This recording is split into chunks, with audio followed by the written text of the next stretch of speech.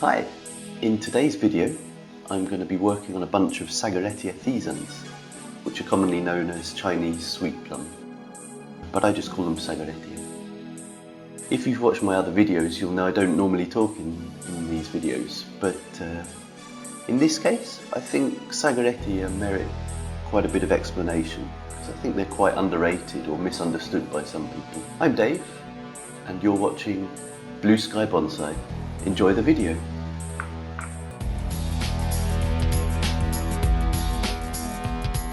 So firstly, I call this Sageretia the mother tree because I've taken so many cuttings from it over the years. It's time now to remove most of the guy wires that I applied in autumn last year. Sageretia wood becomes quite brittle, so some of the wiring has to be done over a period of years. That's why guy wiring can work better for these trees, because it leaves less of an obvious scar than the bite marks of spiral wiring. Even though the branches don't fatten quickly, the bark is very thin and can get scarred in just 2 or 3 months.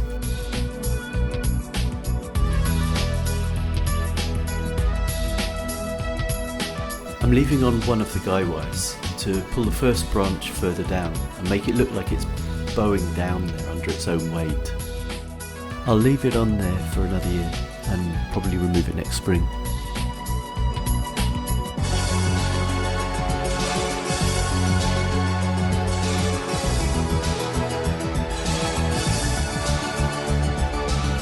I let that shoot grow quite long, not as a sacrifice, but as actually a viable secondary branch. I've just got to decide exactly where to cut it.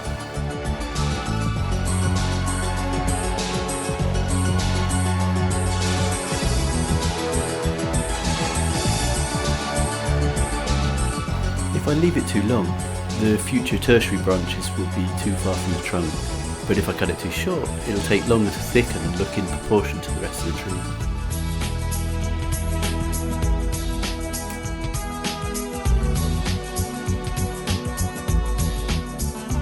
One of the things I love about Sageretia, their tiny leaves are pinky red when they're budding and for a couple of weeks after, so from a distance it looks a bit like they're flowering. These trees grow vigorously and bud profusely all year round, so to keep it roughly tree shape it needs constant pruning about every month or so.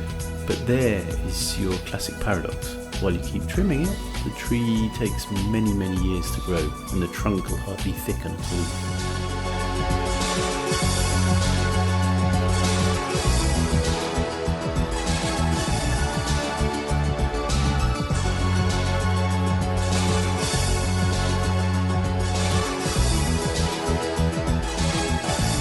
On the other hand, if you let it grow wild to thicken it up, it'll just look like a messy shrub and will take many years of training before it looks like a tree again. So you need to strike a balance and let some shoots grow long before pruning them back, to try and thicken and taper the trunk, but at the same time knowing that it'll never get really big like a deciduous tree. Ultimately, the Sageretia as a bonsai really suits the small shohin-size because of the good proportionality between the leaves and the branches and the trunk. It's looking a bit better now. Over the next couple of years I'll develop a tighter crown and upper branches.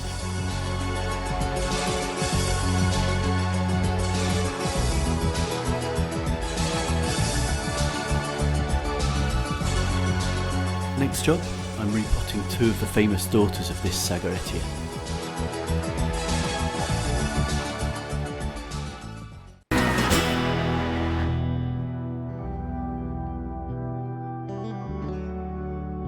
I reused old blue bonsai pots to propagate the cuttings because although they're too big for mame-size bonsai, they give the roots a good 2 years of growth before you need to repot. I think some of these blue pots are actually very attractive, but we're so accustomed to seeing them on bargain shelves at garden centres that maybe we overlook this style of pot.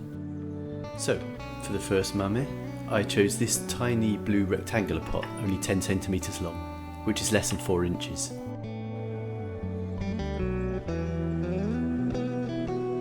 Just as before, I'm going to start by removing these tiny guy wires.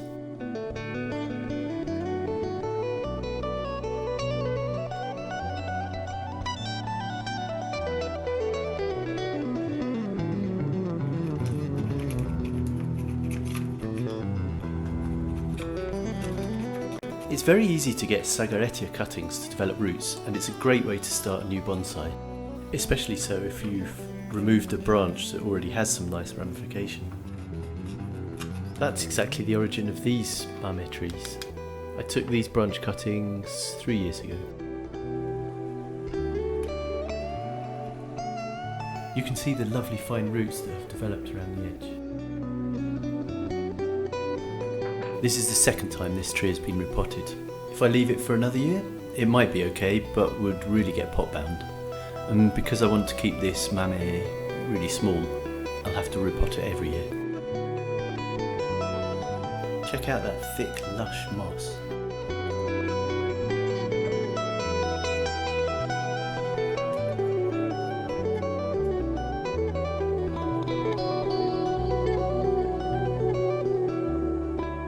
I've let the main leader grow tall to help thicken the whole trunk a bit, and I did the same with the previous leader. Now it's time to chop both and start a crown.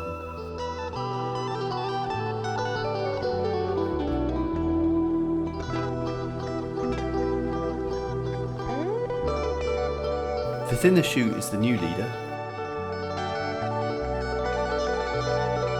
and I'll tidy up the thicker one in a couple of months.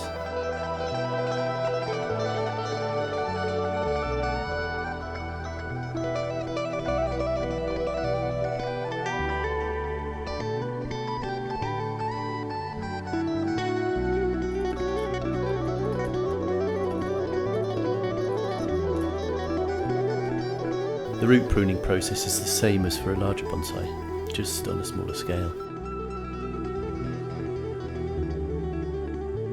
Upward roots get trimmed off, otherwise they'll always stick out like ugly toes.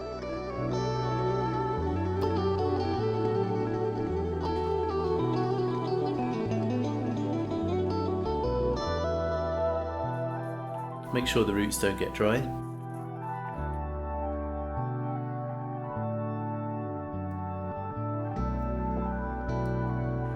Downward roots get pruned too, trying to create a flat root plane.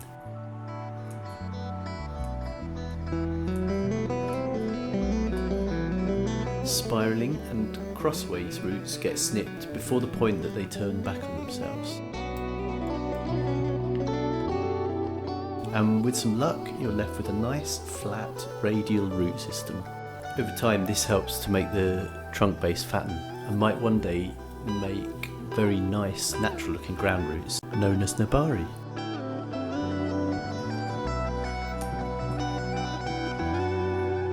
Finally, we need to snip the ends of the roots down to a little bit smaller than the inside measurements of the pot to give the roots some room to grow before they hit an edge.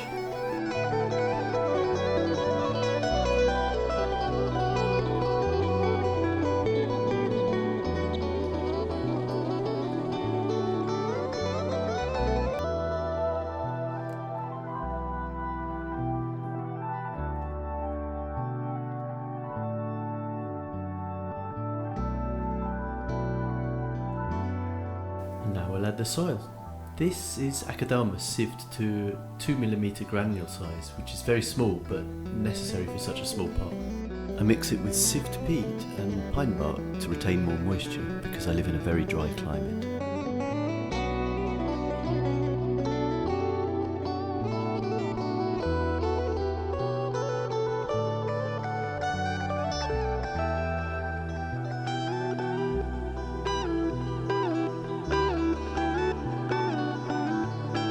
That's good enough for now. Next I'll pop it into the plant incubator for a week or so to keep it humid until the roots recover.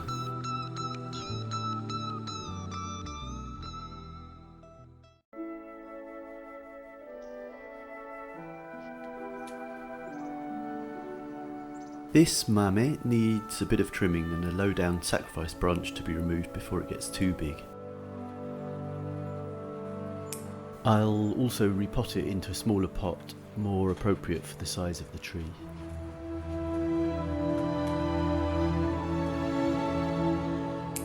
Sageretia are sometimes considered as indoor bonsai because they're broad-leafed evergreens from warmer climates, so they don't lose their leaves over winter.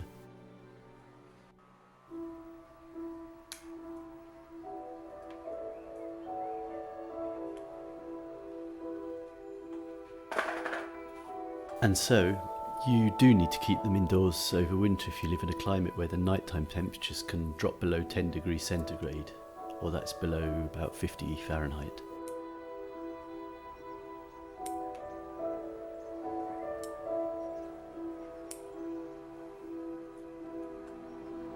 Here in Madrid, I keep mine indoors from about November to May or so, because it can get cold at night.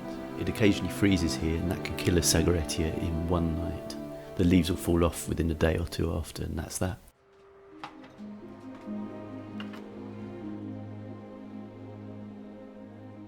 When they're indoors, I keep them by a south-facing window so they get as much light as possible.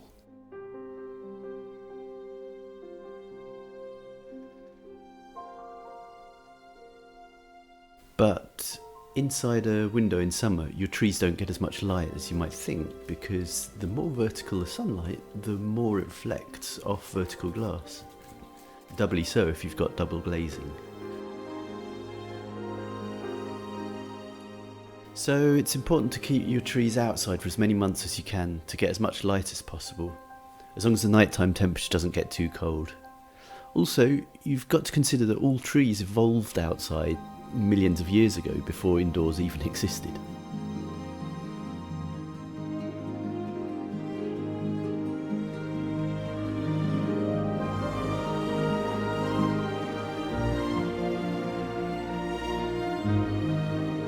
For this mame, I chose a shallow oval pot to go with the thin trunk and the informal broom style of the canopy.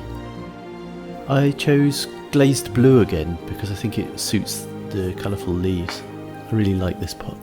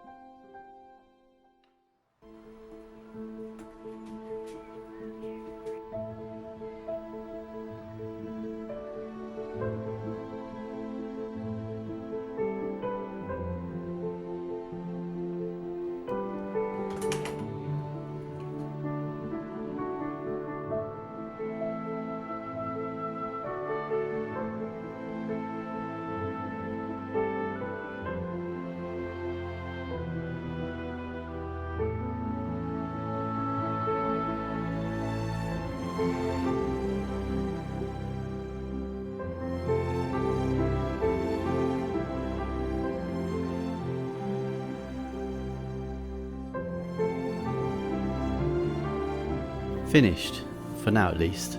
I'm really pleased with how that looks.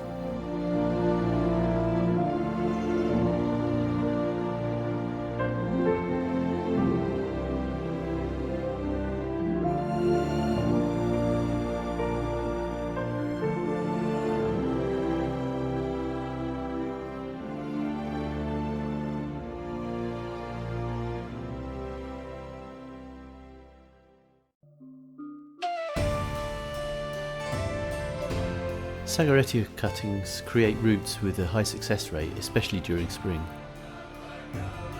I cut a neat line all the way around, about a centimetre up from the bottom, then strip away the bark and the green cambium layer from the cut line downwards.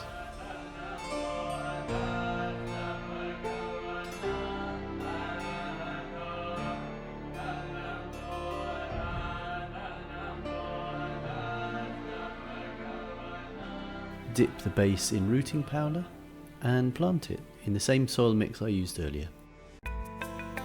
I reuse clear yogurt pots for this because when the cutting has rooted enough, you can see the roots through the plastic.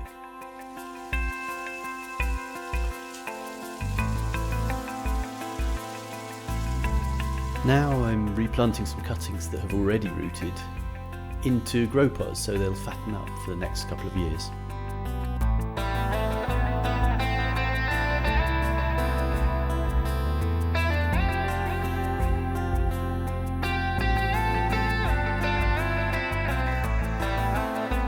The new cutting goes into the incubator with my earlier repots, and all the other shoots go into a tray.